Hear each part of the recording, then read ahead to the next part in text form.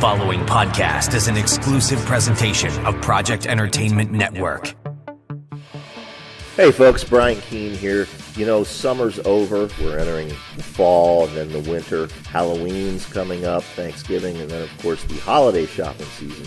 Speaking of the holiday shopping season, let me tell you about subculturecorsets.com. They've got everything you need for everyone on your list for this holiday season. Clothing, accessories, gifts, books, you name it, they've got it. They sponsor every show on the Project Entertainment Network, including this one. So please give them your business. Visit subculturecorsets.com. Project Entertainment Network presents My Favorite Story, an anthology featuring short fiction written by the hosts of the Project Entertainment Network podcasts, with Mary Sangiovanni and Brian Keene from The Horror Show, Chuck Border, Aaron Sweet, El Mahare and Armand Rosamilia of the Mando Method, Jeannie Engel of Origins, Bizung's Mr. Frank, Tom Clark from Necrocast, It On, It Cooks, Amber Fallon, Three Guys with Beards, Christopher Golden, Jim Moore and Jonathan Maybury, The Buttercup of Doom, Kelly Owen, Matters of Faith's Jay Wilburn, John Urbancic of 8 Stains. My Favorite Story, a podcast author anthology from Project Entertainment Network, available on Kindle, Nook, and soon in paperback from the Project Entertainment Network store. There shall come a podcast like no other. Defenders Dialogue with Brian Keene and Christopher Golden. Marvel Comics' original superhero non-team convenes once again. The Incredible Hulk, the Savage Submariner, the Master of the Mystic Arts, Doctor Strange, and a dynamic supporting cast of Marvel superheroes battle against evil as the Defenders. Without further ado, true believers, here's your hosts, Brian Keene and Christopher Golden. Excelsior! And welcome back once again, true believers, to Defenders Dialogue. I am Brian Keene. And I am Christopher Golden. Still, somehow. And I say Excelsior, Brian. Excelsior to you, my friend. Today we are going to be talking about Defenders issues 76 and 77, but we're also going to be talking here at the beginning of the show about Omega the Unknown, issues 1 through 10. And so, this is good, Brian, because this is sort of like story time with Brian Keene. It is. Maybe instead of calling this episode, Defenders Dialogue, we should call it Omega Oratory or something. I don't know. It's a good thing you don't come up with letters page titles. So, did you read Omega back when you were a kid? I can't remember. No, I never did. I think I probably read an issue. But interestingly, like for some reason, I was always put off by that title. Not the title, but by the series. And I don't know what it was that I didn't like about it. But now, having read these couple of issues, I'm actually more intrigued than I was, and I'm interested in going back and reading it. Well, the good news is Marvel collected the entire series in trade paperback. It's called Omega the Unknown Classic. That was published in, let me see here, 2005 was the first printing. I imagine it may be out of print now. And did that include these 2 issues of Defenders? It does include these 2 issues of Defenders, yep. Okay, cool.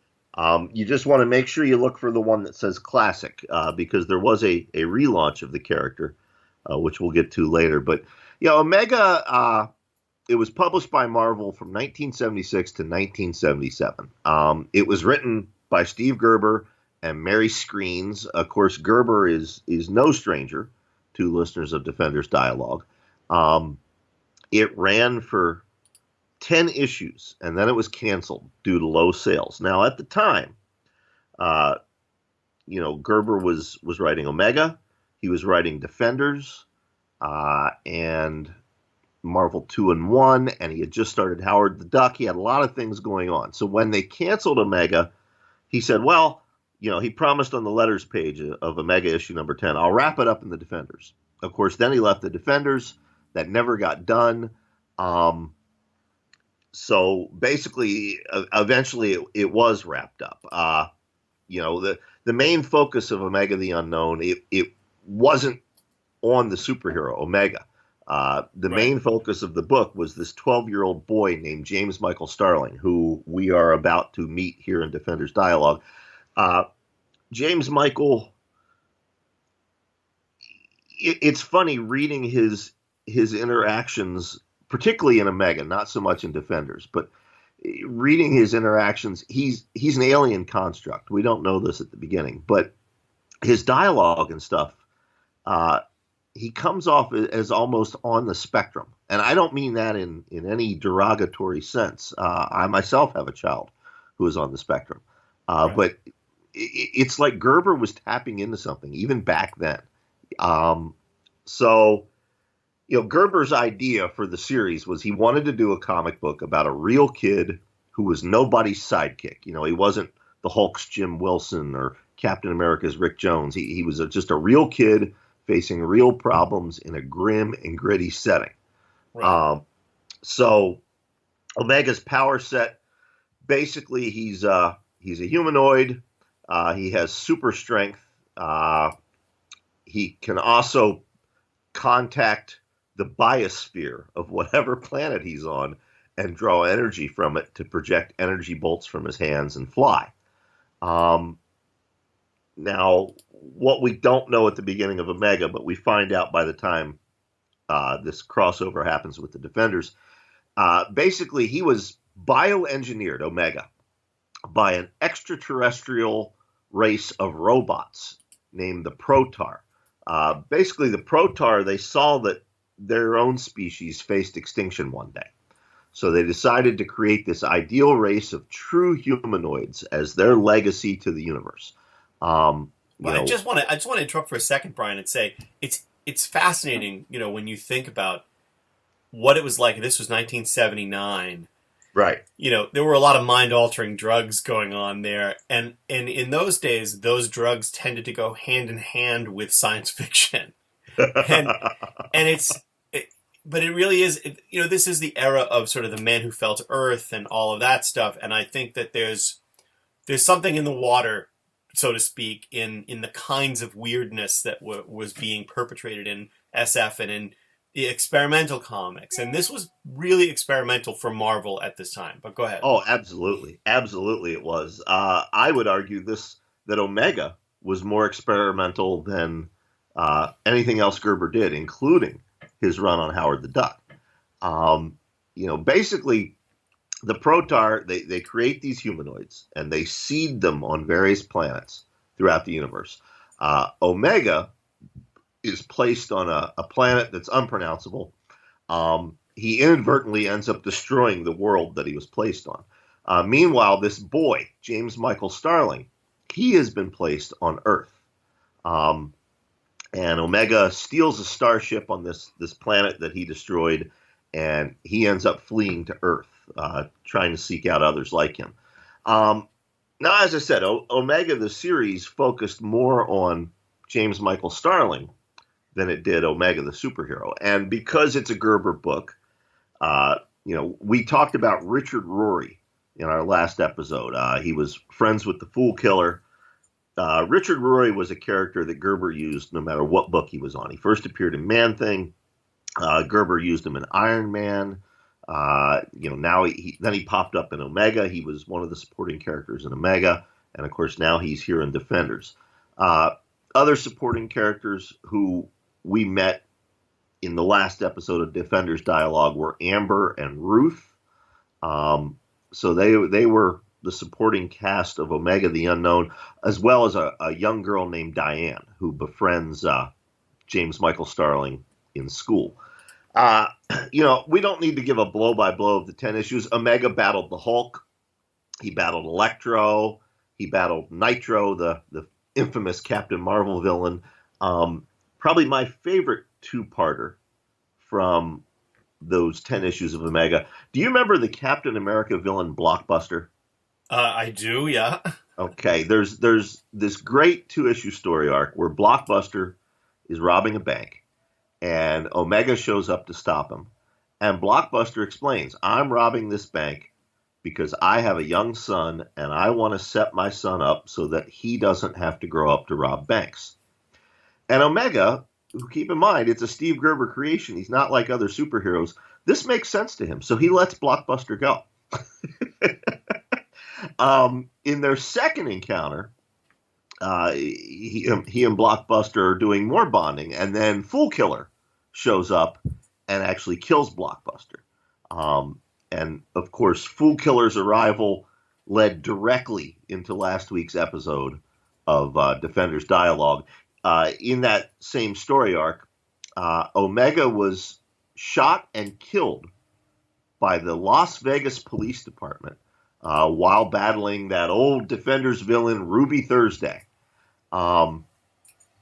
So that's pretty much where we leave off here. James, in the last issue of Omega, Omega has been shot by the police in Las Vegas while fighting Ruby Thursday, and James Michael Starling and his friend Diane have run off to find out his true origin, find out what he really is. And I guess we should recap last episode when we were talking about Defender 75 after everything had been wrapped up with the Fool Killer, etc.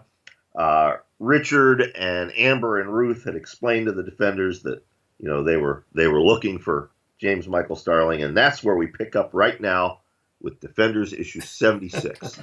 How was that, Chris? That was a good job, Brian. You get a cookie. A couple things I want to mention, and I should get a second cookie for this, because it doesn't really impact what we're going to talk about here, but I think it gives it a lot more background color. So now, as we said, Gerber had promised to wrap up the Omega storyline in the Defenders. But then Gerber was fired by Marvel, so he never got a chance to do that. So in late 1978, Al Milgrom, he's editing the Defenders, and he tells writer Stephen Grant to complete the story. Why?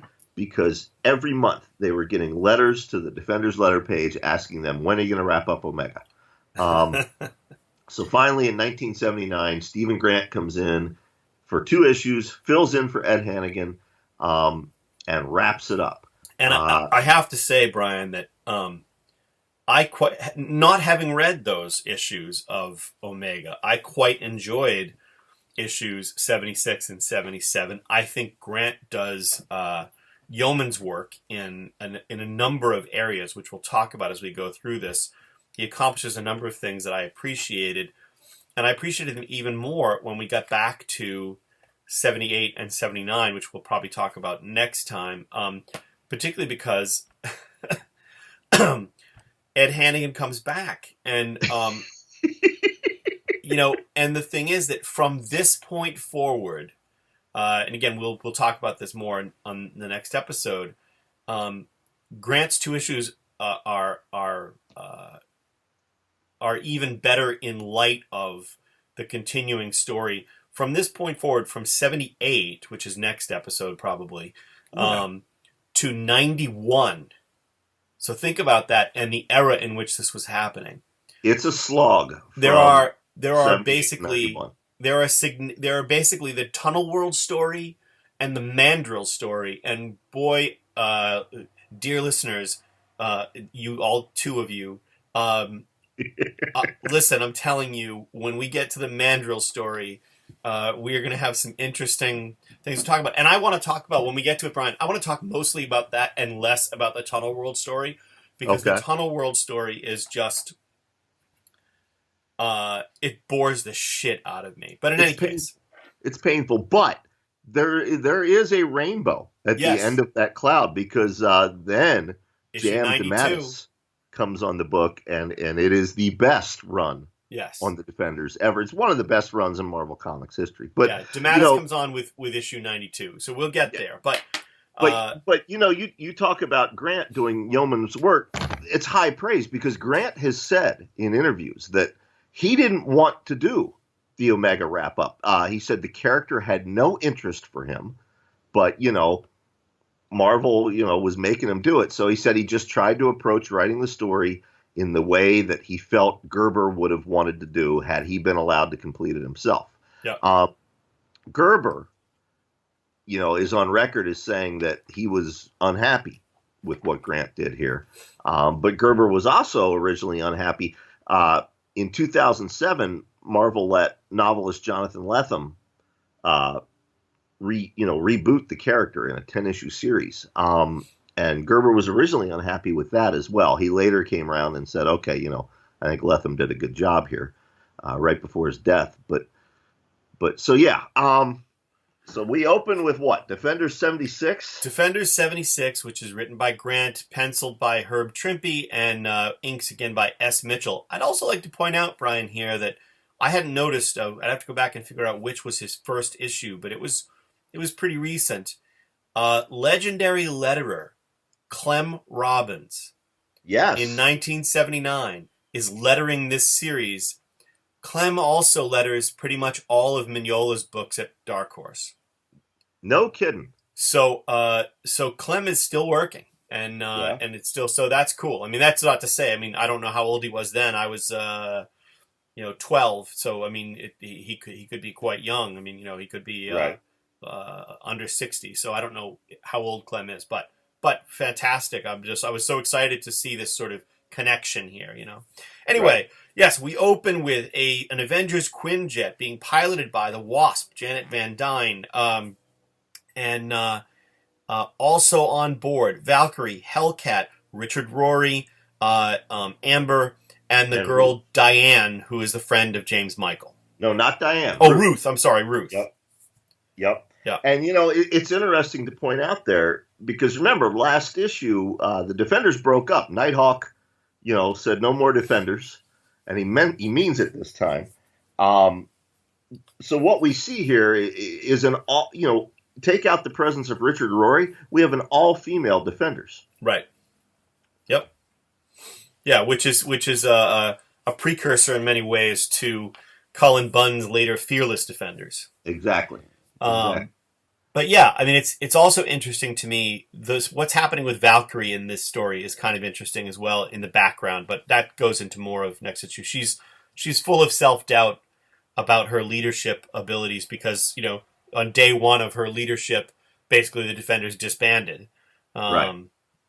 But anyway, so then we get a recap a little bit of James Michael having these Omega symbols on his hands. And somehow nobody makes the connection between the kid having Omega symbols on his hands and a guy named Omega with an Omega headband. So, well, there's even a scene in the Omega series where James Michael and Diane, one of their friends at school, gets killed by these bullies, and at the kid's funeral, Omega the superhero shows up, and nobody questions what he's doing there or why he's there. Yeah, very weird. Very weird. Then we get an invasion, Brian. A whole bunch of spaceships show up. That's a tongue twister. And then we cut away to the city morgue in Las Vegas. That's right. Now, longtime listeners of the show are, of course, no strangers to one of my favorite. Brian gets so villains. excited. That is Ruby Thursday, the woman with a living cybernetic organic computer for a head. Now she's no longer running around with the headmen. She's kicked those jokers to the curb. She has a new assistant named Dybbuk. I should point out Dybbuk actually shows up in Omega issue number 10, but he's not named at that point. But he and Ruby end up fighting Omega right before Omega is killed by the Las Vegas police. So we have Ruby in disguise breaking into the Las Vegas city morgue. And Dybbuk teleports in after she's inside, and they steal Omega's corpse. As you do. And she has decided that if she can unravel Omega's secrets, that she will then have enough power to take revenge on the Defenders. There you go. Because that's logical. Anyway, well, we just, we have to have a way for her to be in there. So in any case, we return to a futuristic structure nestled somewhere in the Pennsylvania Appalachians, and James Michael Starling, who is with, let's see, who's he with now? Diane. And Yep. robot versions of his parents. Right. Now, these are the second robot versions of his parents. I glossed that over in my Omega recap. How could you? James Michael doesn't know yet that he's an alien humanoid created by what the hell were their names? The Protar. But he does know that his parents were robots, because in the very first issue of Omega, there's a horrible car crash, and his parents die in it, and in their death they are revealed to be robots. In reality, they were guardians placed on Earth by the Protar to help him develop. So when he returns to his abandoned family home, he finds an identical set of robots of his parents. This is a new set of them, but they haven't been activated. Okay, so that's why they're standing there lifeless. Right. All right. And in fact, we then get a flashback from the first issue of Omega. It shows the severed robot head of his mother dissolving into a puddle of goo. You could always count on Gerber. Yeah. In any case, then we go to what are they called again? The Protar. The Protar. And I still am not 100% clear on what they're doing here. But they're searching for quote-unquote Model X-32. Which is Omega. Right, which they need to destroy. Right. See, the reason they need to, as I said, I'm telling you, we should have done like 2 episodes and just recap the Omega series. No. Okay, as I said, Omega draws power from the planet's biosphere. Okay, so does James Michael Starling. If X-23, aka Omega, would happen to merge with James Michael Starling, the amount of energy either one of them draws from the biosphere could completely destroy the Earth. Keep in mind, Omega has done this once before. He destroyed his original home planet and then fled to Earth to find James Michael Starling. So the Protar are actually trying to save Earth. Exactly. They are the good guys, believe it or not. Even though they look villainous. Right.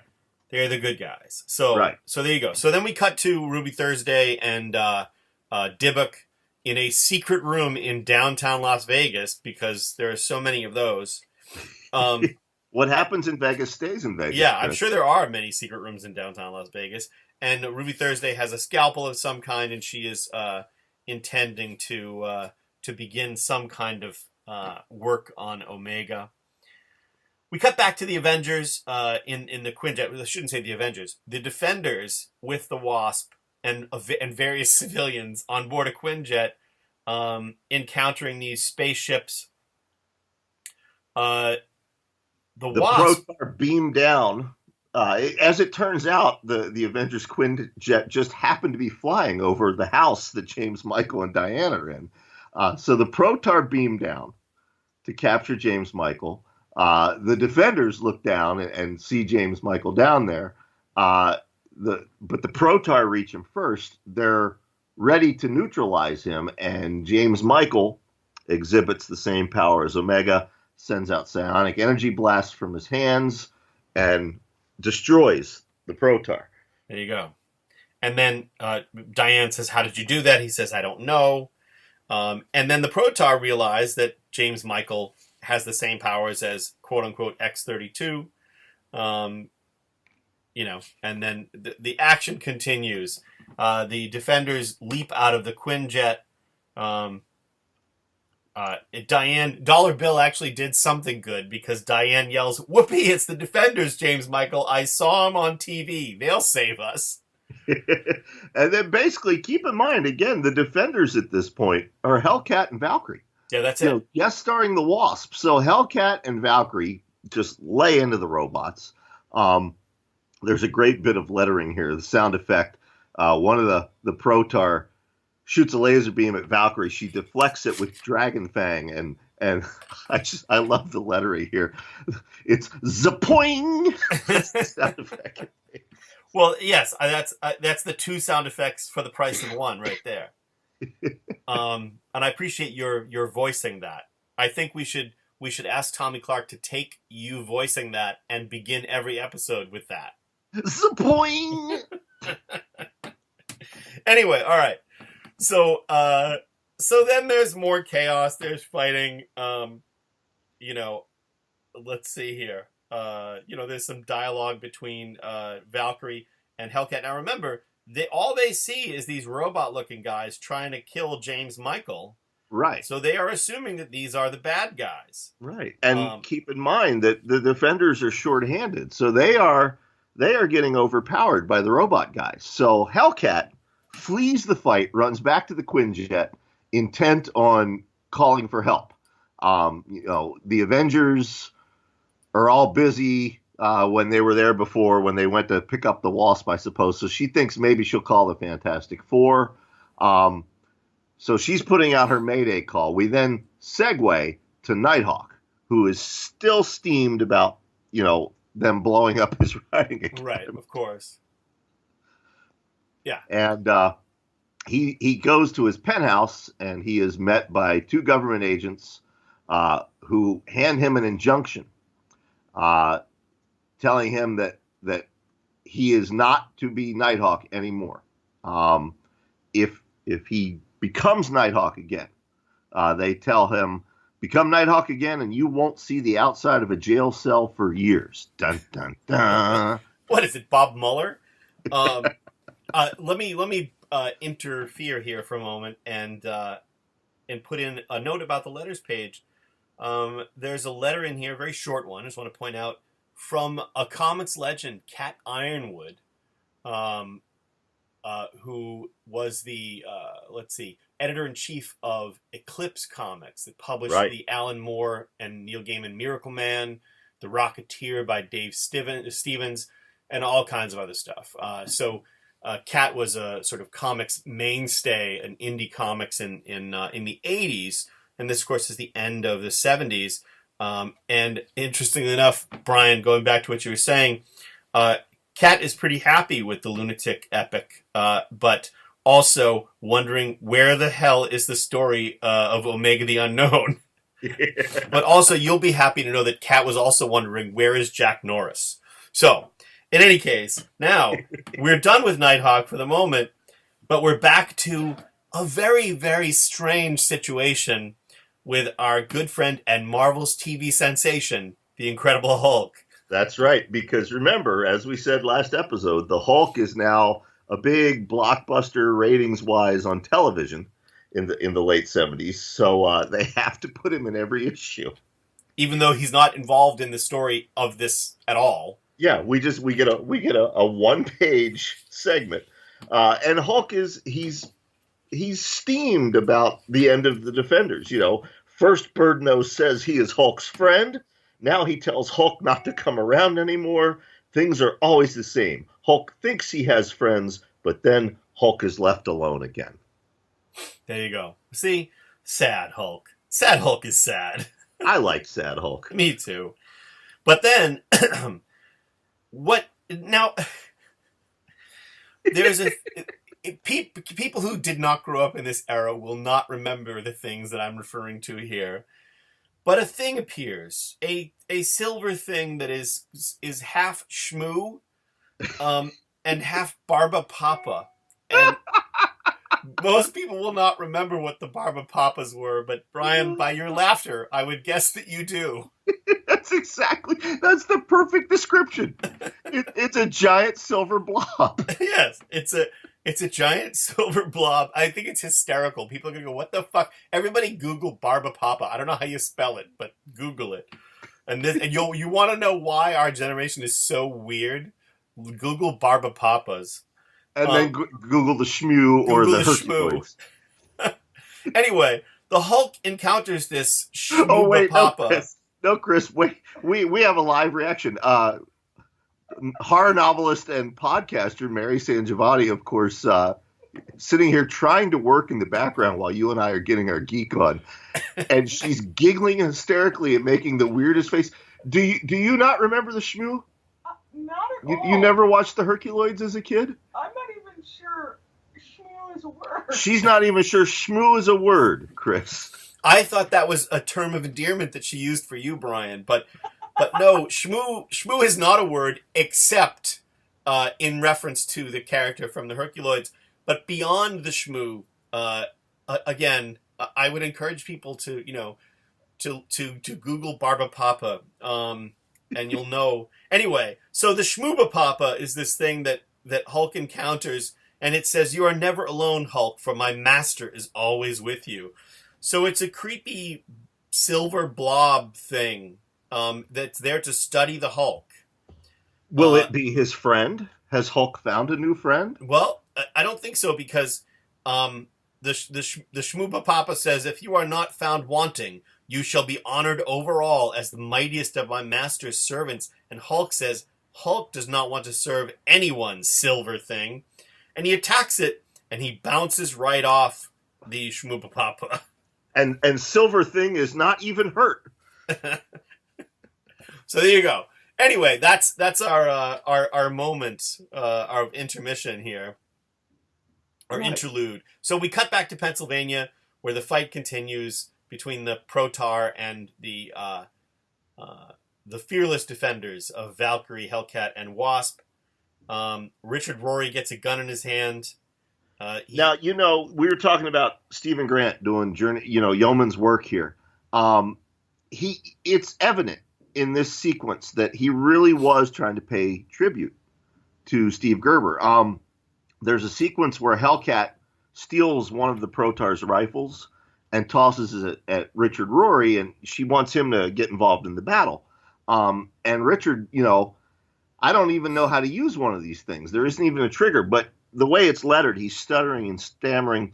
From his first appearance, when Gerber first used him in Man-Thing, Richard Rory has been a pacifist, a hippie-esque character. So it stands to reason he'd be super uncomfortable with a rifle in his hand. And I thought that was a nice, subtle touch by Stephen Grant that probably went over everybody's heads. Yeah, it was interesting, and he ends up shooting Hellcat by accident, proving that he indeed does not know how to use the weapon. And then, Brian, to me, the most interesting thing that happens in this issue, the arrival on the scene of the Marvel character Moondragon, who we've talked about before. When they introduced Hellcat in the Defenders, it was established that she had been off on the planet Titan, or the Moon Titan. If you are a Marvel Cinematic Universe fan. I was just going to say, yep. Yeah, Moondragon is the daughter of Drax the Destroyer from Guardians of the Galaxy. There you go.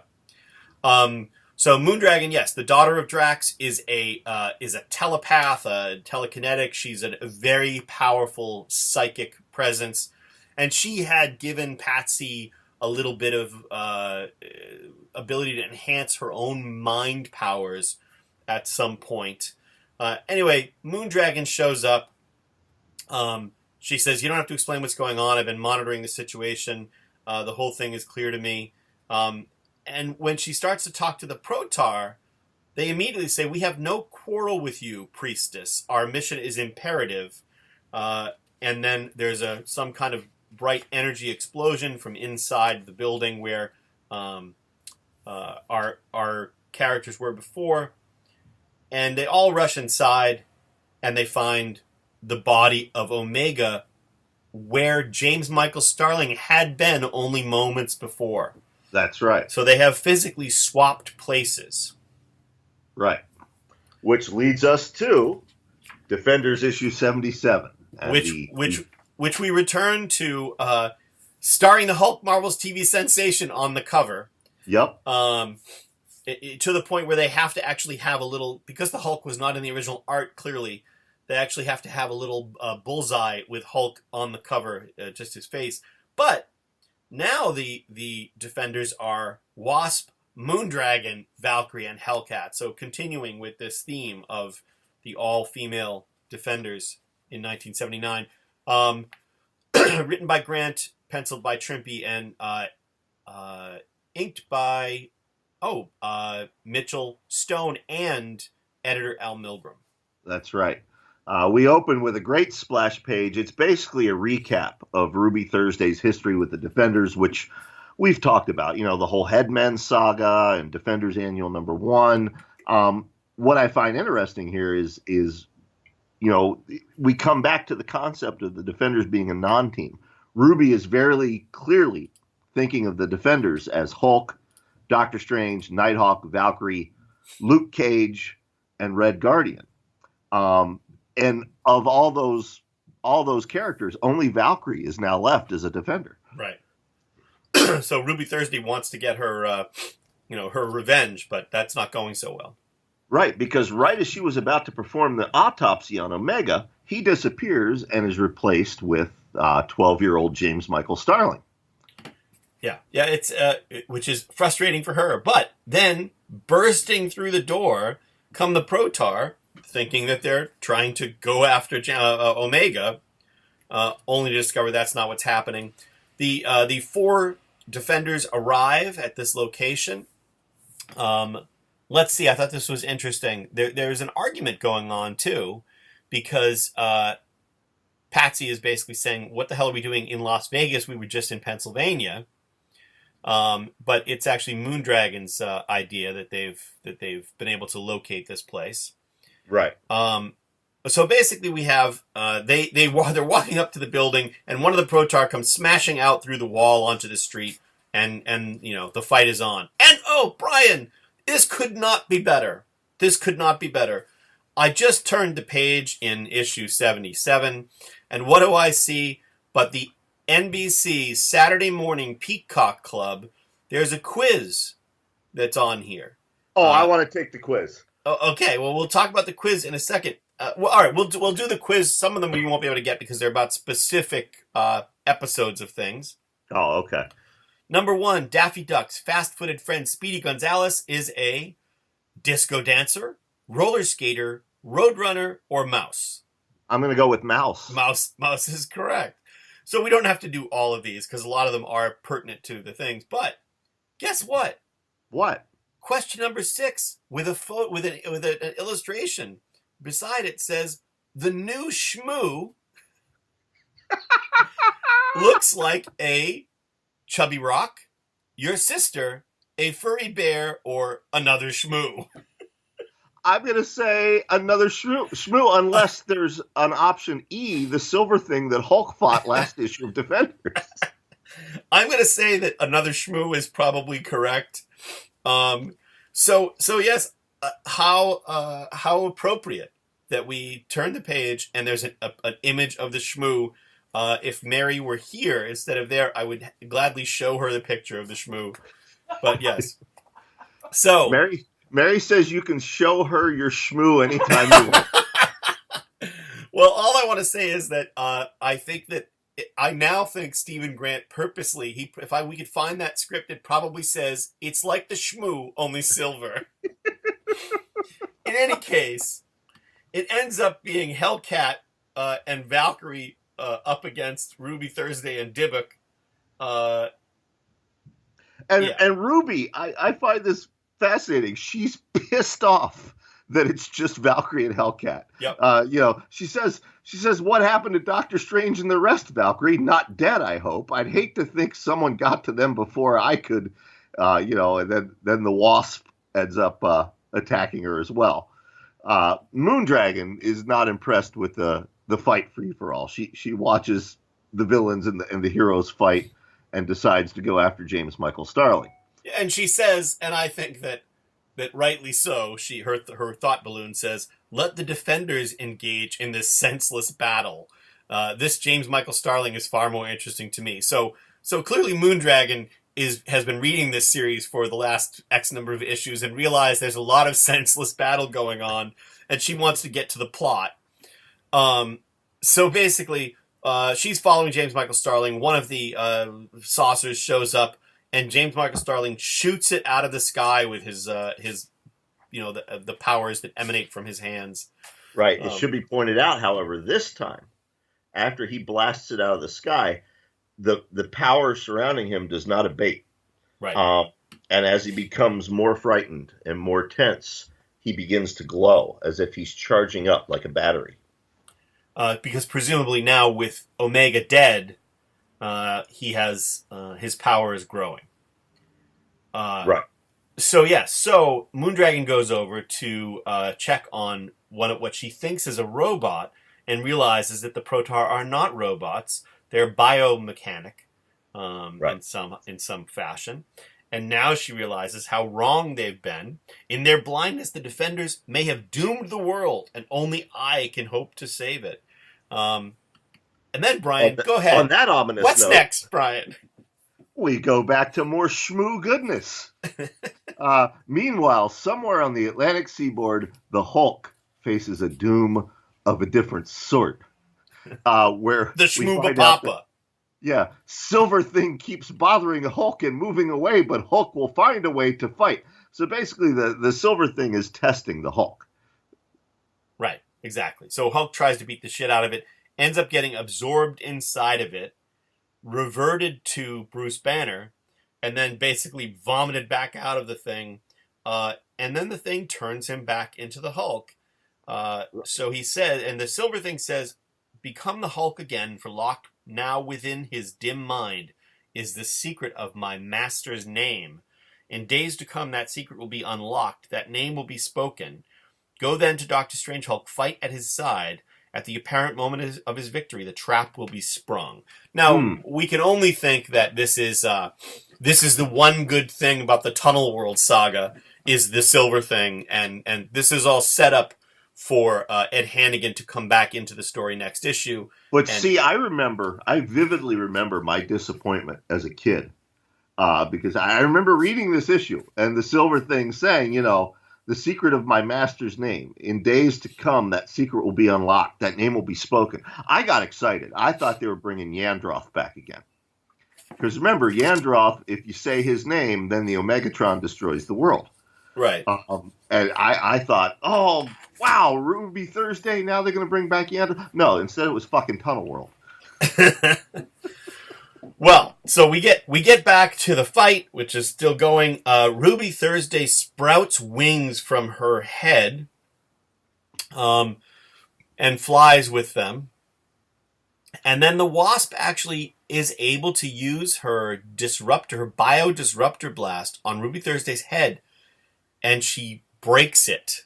Right, because she, the Wasp, not being a defender, she's never fought Ruby Thursday before, or the other headmen. She thinks it's just a helmet. Right.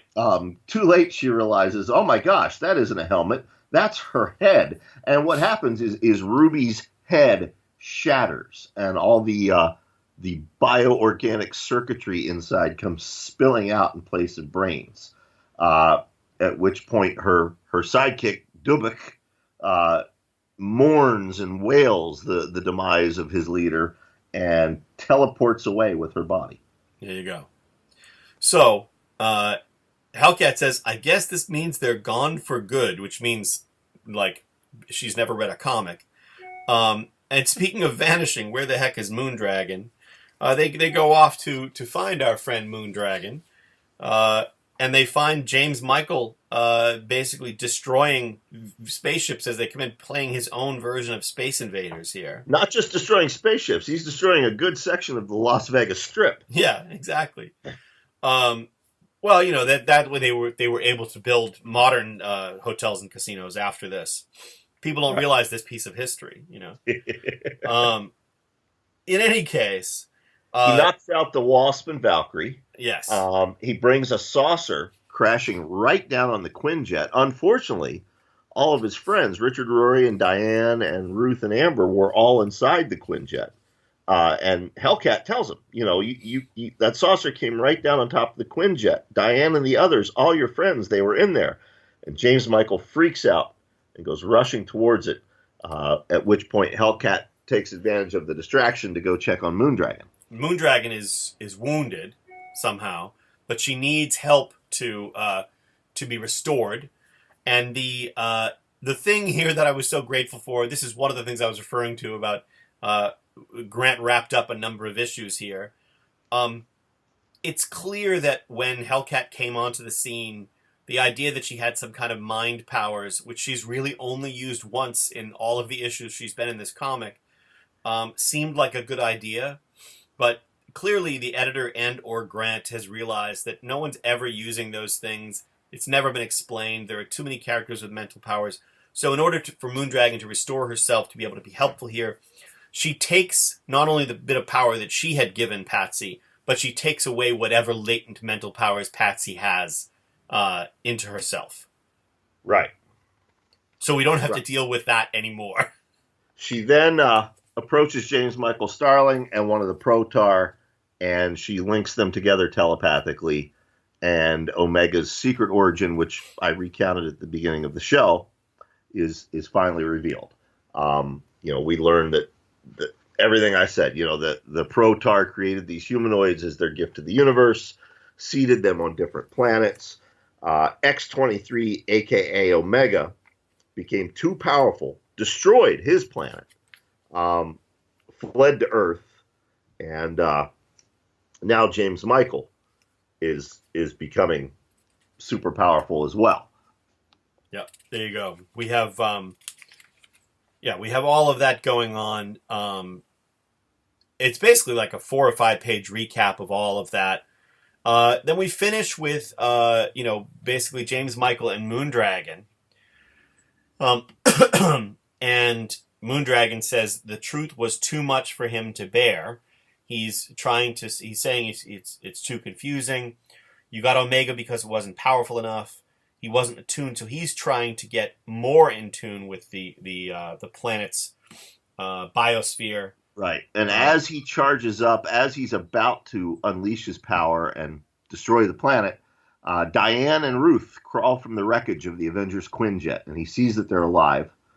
Diane pleads with him. She says, "Please, James Michael, I don't want to die." And he realizes, in true X-Men Jean Grey fashion, that there's only one thing he can do. Right. He turns the power back on himself and destroys himself instead of the planet, pours it into himself. And then there's, Diane is bereft. There's mourning. Hellcat's basically saying to Moondragon, what just happened here? In any case, it's, there's a wrap up here. And Moondragon basically takes them to task.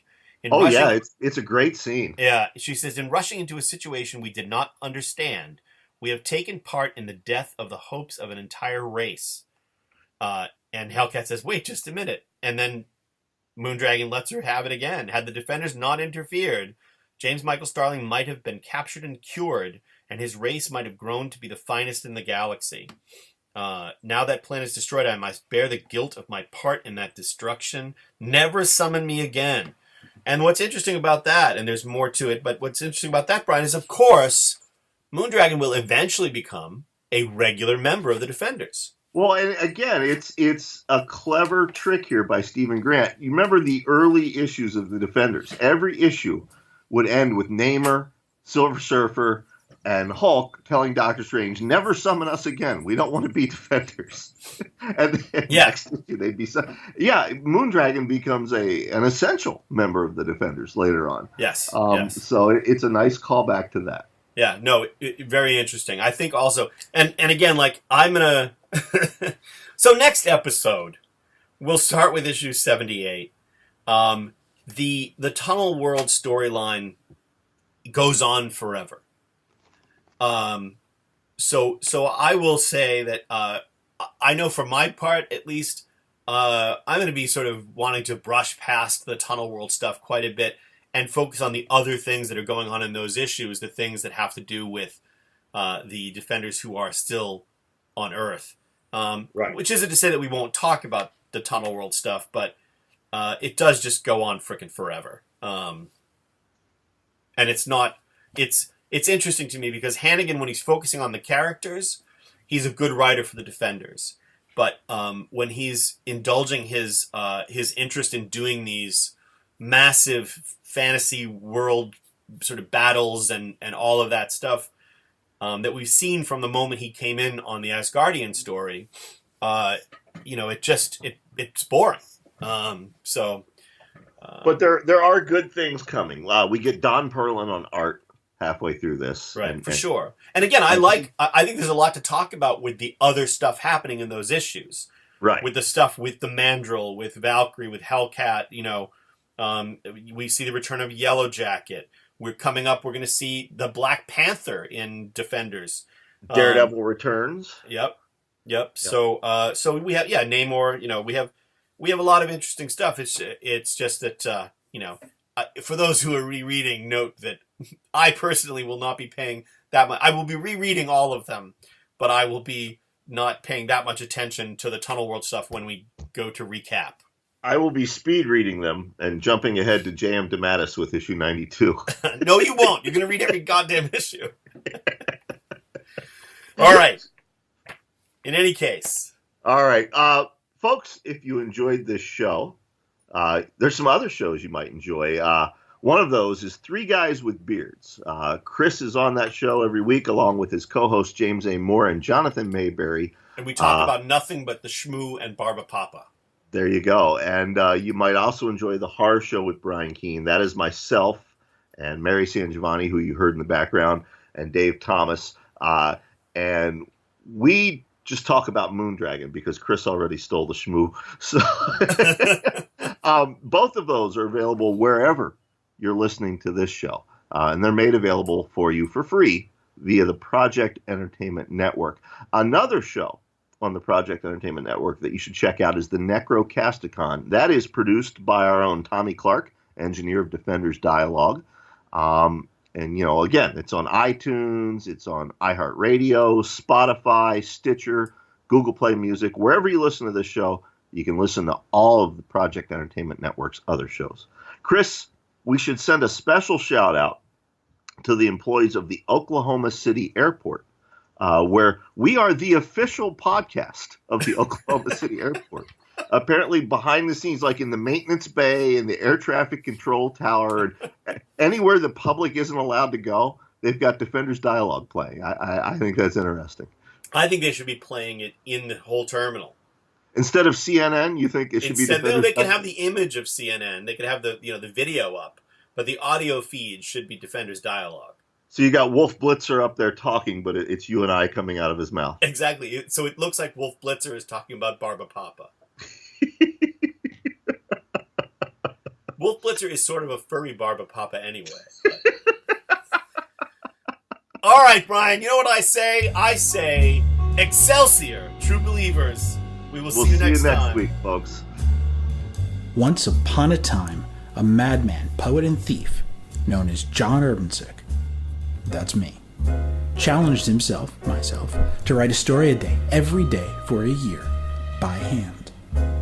Some of them worked. Some of them failed. Some of them were spectacular. Then I did it again. Join me every week for Ink Stains as I do it a third time. And I will read you some of these stories. I'll talk about the process, about creativity in general, writing in specific, and maybe I can help ignite your artistic adventures. Three Guys with Beards, the Project Entertainment Network store, featuring t-shirts, mugs, stickers, hoodies and more from your favorite Project Entertainment Network podcasts. Ink Stains, Scribbler's Rest. The Horror Show with Brian Keene. Why not show your loyalty by wearing a cool product from the podcast group and show off to your friends? It Cooks. Armcast. The Mondo Method Monster Attack. Necrocasticon. Go to projectentertainmentnetwork.com and click on the store tab for more details. The Liars Club podcast. Bizarre. The Lunch Ladies Book Club. Matters of Faith. The Project Entertainment Network store, stacked with stuff from the best podcasts on the internet. The Curtain Jerkers. Buttercup of Doom. www.projectentertainmentnetwork.com. This has been an exclusive presentation of the Project Entertainment Network.